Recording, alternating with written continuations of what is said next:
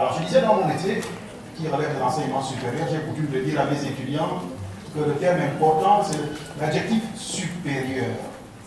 Et cet adjectif supérieur suppose que l'enseignement supérieur est supérieur au savoir villageois, mais également au savoir primaire, au savoir secondaire. Et naturellement, il est important que l'assistance majoritairement ici soit composée de sujets attestant d'un niveau supérieur pour que la communication soit valablement reçue et bien assimilée.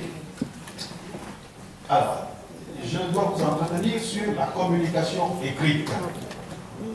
Et mon propos va converger majoritairement autour d'un certain nombre de rappels, de notions, de règles censées en principe être sues et maîtrisées par l'auguste et auditoire que vous composez. Alors, donc à titre de rappel, puisqu'on dit souvent que la culture, c'est ce qui reste quand on a tout oublié, n'est-ce pas?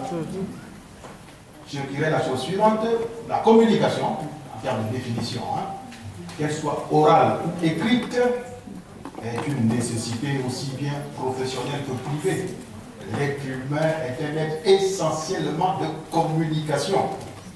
Comme dirait un grand auteur, pour ne pas le nommer Jean-Jacques Rousseau, l'être humain est un animal social.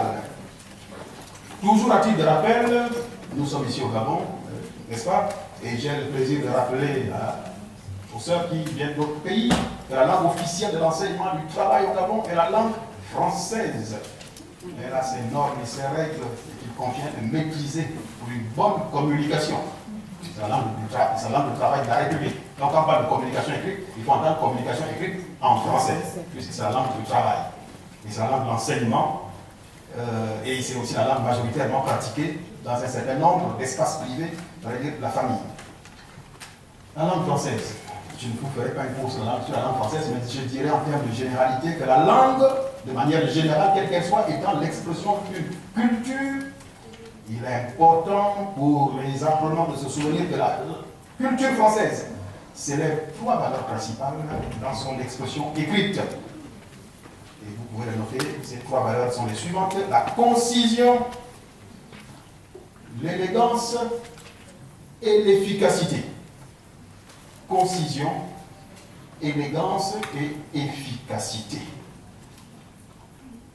Ça suppose qu'il est important, quand on s'astreint et s'oblige à écrire dans la belle langue de Molière, que ces valeurs soient bien assimilées par la personne qui s'exprime dans cette langue.